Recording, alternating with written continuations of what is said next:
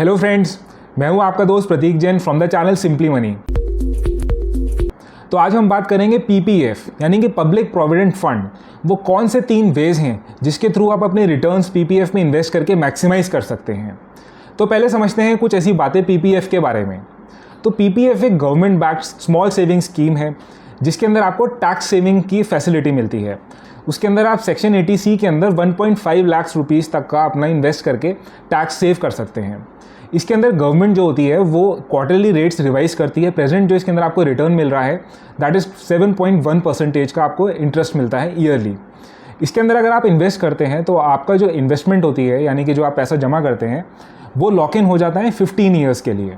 और सबसे इम्पॉर्टेंट बात है कि इसके अंदर आपको मिलता है EEE यानी कि एग्जेम्प्ट स्टेटस। इसको समझते हैं क्या होता है। आप जो कंट्रीब्यूट करते हैं, आपका जो विड्रॉल जो अमाउंट होता है, जो आप उसको विड्रॉ करेंगे, जब आपको रिटर्न मिल जाएंगे, जब आप उसको विड्रॉ करेंगे उस पर भी आपको कोई टैक्स नहीं भरना है।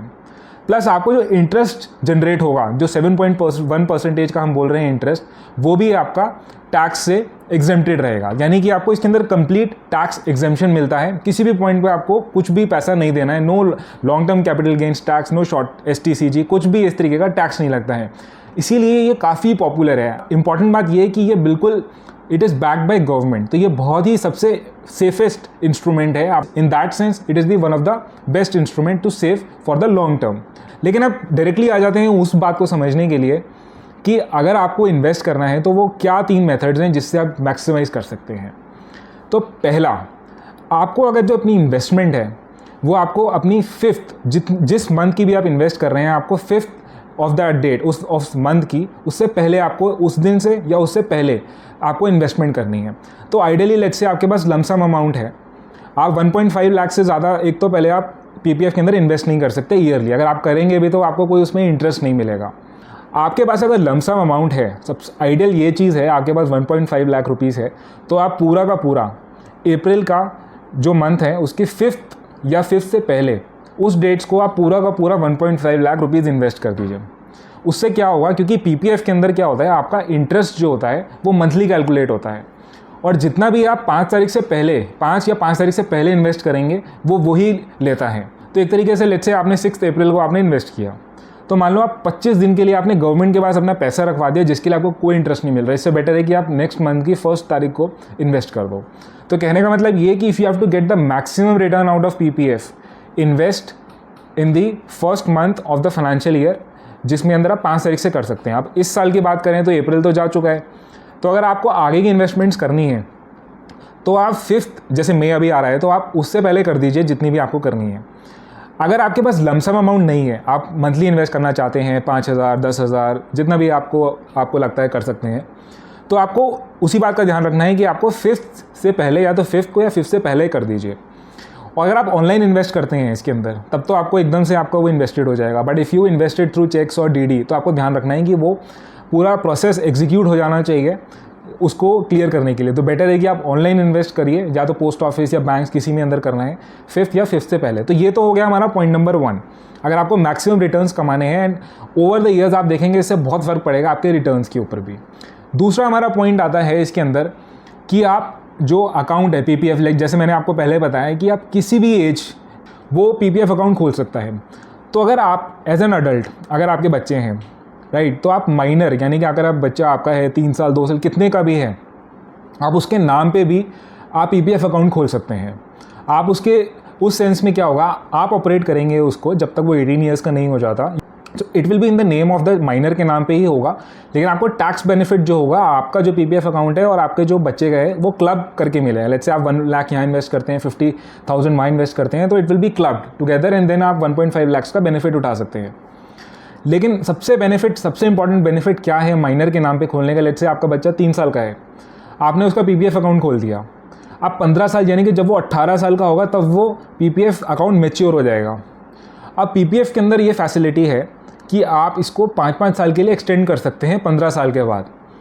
अब आपका बच्चा जब 18 ईयर्स या उसके ज़्यादा एज का होगा और वो अपनी पहली इनकम या अपनी फर्स्ट सैलरी के पास कमाने लगेगा, तो बेनिफिट उसको क्या मिलेगा।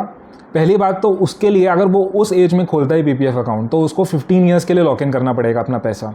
लेकिन अगर उसने पहले से ही 3 साल के लिए 3 साल में जब वो है और आपने अकाउंट खोला हुआ है उसका, तब वो सिर्फ उसके लिए लॉक इन सिर्फ 5 ईयर्स का ही होगा, क्योंकि इसके अंदर आप एक्सटेंड जब आप करते हैं 15 ईयर्स के बियॉन्ड, तो आपको 5 ईयर्स का आप नेक्स्ट 5 ईयर्स करके आप काफ़ी सारे ऐसे अपने नेक्स्ट ईयर्स को बढ़ा सकते हैं। तो पहली बात तो उसके लिए लॉक इन सिर्फ 5 ईयर्स का हुआ।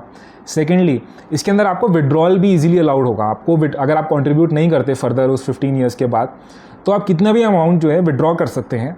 तो यानी कि अगर आपके बच्चे को कोई एक इमरजेंसी है, आपको उसको फ़ंड लेना है अपनी स्टडीज़ के लिए, फर्दर हायर स्टडीज़ के लिए, तो वो इस PPF अकाउंट को यूज़ कर सकता है, विड्रॉ कर सकता है उस अमाउंट को। और अगर वो विड्रॉ नहीं करता है तो वो कंटिन्यू कर सकता है, और उसके लिए जो लिमिट होगी एक्सटेंशन के लिए 5 ईयर्स होगी, रादर देन उस पर्सन के लिए जिसके पेरेंट ने अगर किसी अपने माइनर के बच्चे के लिए अकाउंट नहीं खोला है, उसके लिए वही लॉक इन पीरियड 15 ईयर्स हो जाएगा।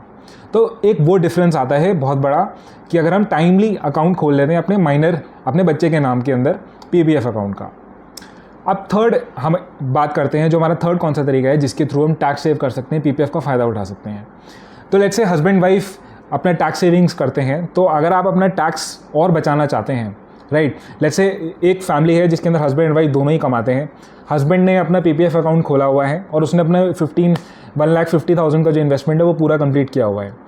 उस घर में वाइफ के पास PPF अकाउंट नहीं है और वाइफ जो है अपना कहीं और इन्वेस्ट करती है tax saving instrument, let's say mutual funds के अंदर। तो हस्बैंड जो है वो PPF अकाउंट खोल सकता है अपनी वाइफ के नाम पे। अब यहाँ पे इसको कैसे फ़ायदा होगा, उसको EEE यानी कि उसको एग्जेम्प्ट का पूरा फ़ायदा यहाँ नहीं मिलेगा, क्योंकि उसने 1.5 लाख का फ़ायदा पहले ही उठा रखा है अपने नाम पे। अगर वो अपने वाइफ के नाम पे अपना अकाउंट खोलता भी है, PPF अकाउंट खोलता भी है, तो उसको जो कंट्रीब्यूट कर रहा है उस पर उसको एग्जेम्पशन नहीं मिलेगा टैक्स का, क्योंकि सिर्फ 1.5 लाख ही आपको अलाउड होता है ईयरली। लेकिन आपका जो अमाउंट है जो आप विड्रॉ करोगे उस पर आपको टैक्स का एग्जेम्पशन मिल जाएगा, प्लस आपका जो इंटरेस्ट आएगा उस अमाउंट पे उस पर भी आपको एग्जेम्पशन मिल जाएगा टैक्स से। तो यानी कि आप अपना एग्जेम्प्ट कर सकते हैं, अपना टैक्स को और सेव कर सकते हैं। अगर आप ऐसे पर्सन हैं जिसका रिस्क प्रोफाइल बहुत कम है, आप सोचते हैं कि नहीं मेरे को तो बस अपना गवर्नमेंट बैक्ड इंस्ट्रूमेंट्स में ही डालना है, तो आप इस मेथड को यूज़ करके PPF अकाउंट में इन्वेस्ट करके अपना टैक्स को और सेव कर सकते हैं। तो आप अगर आपको PPF में इन्वेस्ट करना है तो अपने रिस्क प्रोफाइल और फाइनेंशियल एडवाइज़र की एडवाइस के बाद ही करिए। तो आई होप आपको PPF में आज कुछ 3 जो बातें मैंने आपको बताई वो आपको यूज़फुल रहेंगी इन्वेस्टमेंट्स करने के लिए।